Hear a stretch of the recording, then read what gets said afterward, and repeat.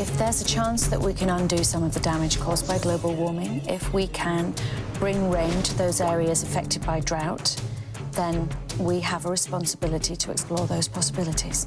So your experiences have convinced you that weather modification is a force for good? But the technology, in the right hands, can be used as a force for good. And is it in the right hands?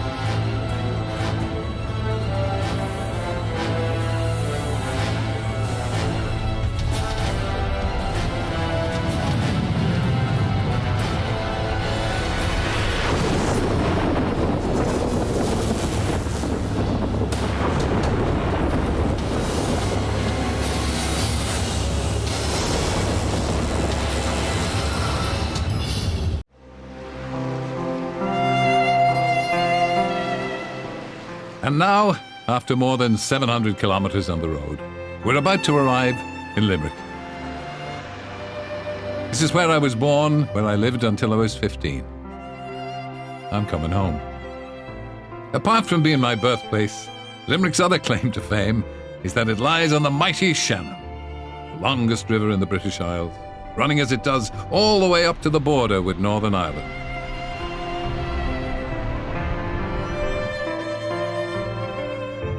At Sarsfield Bridge, I cycled back and forth over that bridge every day, travelling from home to school and back again, and now, as a freeman of the city, I can drive a herd of sheep over the selfsame bridge. And this was the school, Crescent College, run by the Jesuit fathers.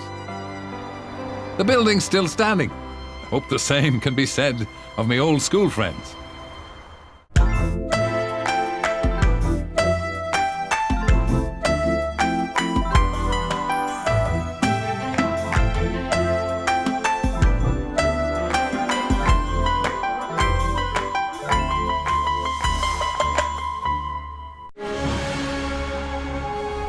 Egypt, the land of the pharaohs. It was here 3,500 years ago that wild African cats first shimmied and sashayed their way into human company.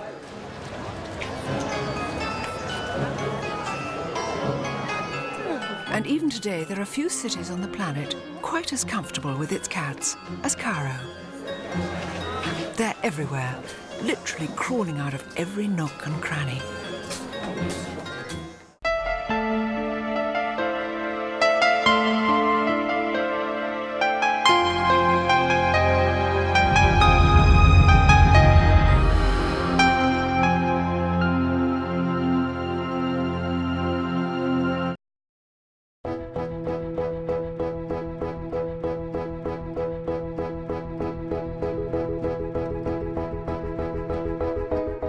I don't do many interviews, but when I was invited to speak about Jack Cardiff, my friend, I couldn't resist.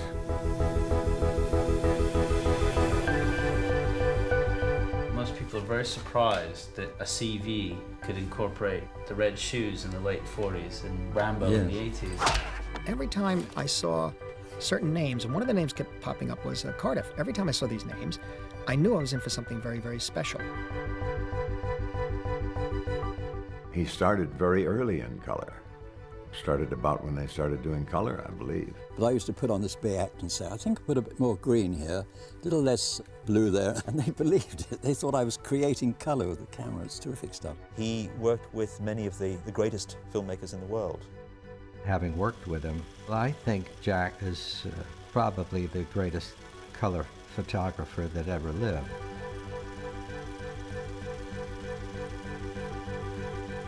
There are not that many that are that good. Jack Cardiff was one of the rare ones. This is when I became like an amateur enthusiast. Like you collect stamps. I collected beautiful women, photographically, of course. How do you get an idea that hits you here, an image that hits you here, and then you have to translate it through this piece of equipment?